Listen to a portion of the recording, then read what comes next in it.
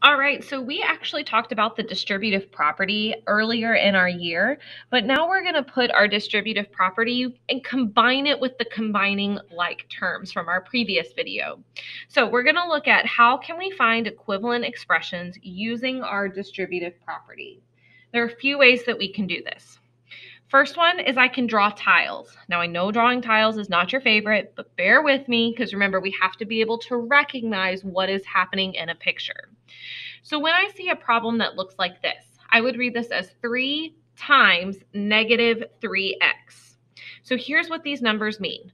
The very first number here is the number of groups. And whatever is in the parentheses is what goes in each group. So I could reread this as I have 3 groups, each containing 3 negative x tiles. So I'm going to draw this. Here's 1 negative x, 2 negative x, 3 negative x tiles. So that's one group.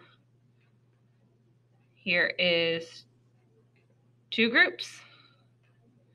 And here is 3 groups. So I've got my 3 groups all with 3 negative x tiles.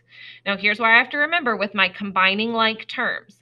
I can only combine things that are the same size and same shape, so the same type of term. So since these are all x tiles, I can add them all together. So if I count, I have 3, 6, 9 negative x tiles for a simplified expression of negative 9x. Let's do the same thing over here. So I have 5 times 2x, which again means I have 5 groups. There are 2 positive x tiles in each. So there's 1, 2. There's my second group. Oops. Goodness gracious. There's my third group, my fourth group, and my fifth group. So again, luckily for us, they're all the same type of term. We have nothing but x terms here. So we can count how many we have for our simplified expression. I have 2, 4, 6, 8, 10 x tiles for a simplified expression of 10x. But again, I know you guys don't want to draw pictures all the time, but it's good to be able to recognize what's going on. So let's look at another strategy we can use, which is called the array strategy. I just realized those aren't on your notes. This is the array strategy. So here is how this works. The number that is on the outside, when I draw this box that I've divided in half, the number that goes on the outside goes to the left side of your array. So I have -2. Then we're going to separate the terms that are on the inside of our parentheses. So I have 2 terms here. X is one term. We're going to put the plus sign above there. And 2 is the second term. So we're going to do this like when we did our area models, our area boxes. So I take whatever is on the top and I multiply it by whatever is on the outside. So -2 times x means -2x. -2 times +2, because this looks like a +2. If I used my triangle here, I have 1 positive, 1 negative, so that would give me a -4. So my simplified expression is -2x minus 4. Now remember, I can't simplify this any further because these are x tiles, these are unit tiles. These are unlike terms, so this is as simple as I can make it. Let's do another one. -8 and then parentheses x minus 4. So -8 is going to go on the outside of my array. X goes on top minus 4. So I'm going to multiply. -8 times x becomes -8x. Then this looks like -4. So I have a negative times a negative, which would give me a positive. So 8 times 4 would give me a positive 32.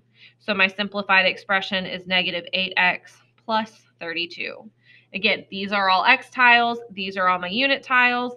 I have them all grouped together, but I can't simplify this any further. So our first problem says, which of the following expressions is equivalent to 2x plus 3? So here's another strategy for you to use.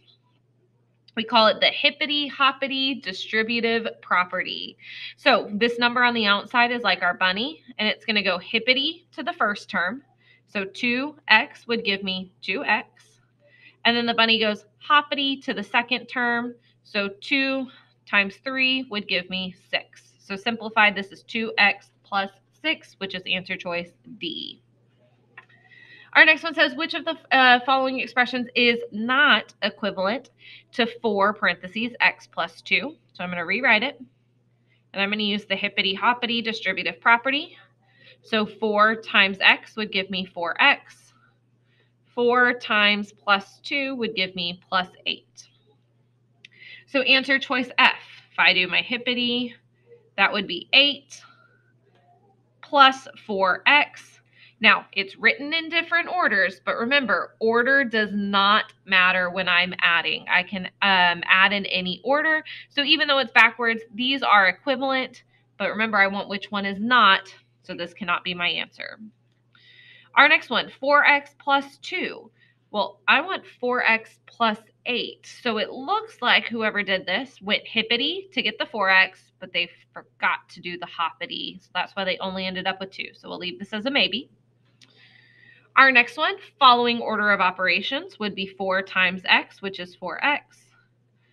4 times 2, which is 8, with the plus sign. Those are equivalent.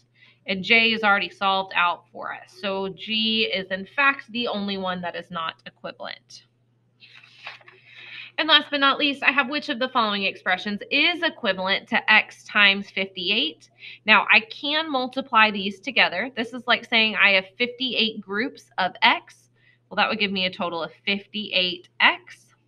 So this one right here, if I solve x times 50, that would give me 50x plus 8. But then I can't add x tiles to unit tiles. So this is as simple as it gets. So 50x plus 8 is not the same thing as 58x. This one right here says x plus 50. Well, I can't add those together, so it stays x plus 50. This one right here is x plus 8. Can't add those together, so it stays x plus 8. But I can add my 2x tiles together to get 2x, and then 50 plus 8 would give me 58. But again, still not the same thing I'm looking for. Our next one right here, I can do x times 5. That would give me 5x times 8, which again I can do, would give me 40x. Still not quite what I'm looking for here. So answer choice D, x times 50 would give me 50x. X times 8 would give me 8x. And since these both have x tiles attached to them, I can add these together. So 50x plus 8x gives me 58x, which is equivalent to what I was looking for.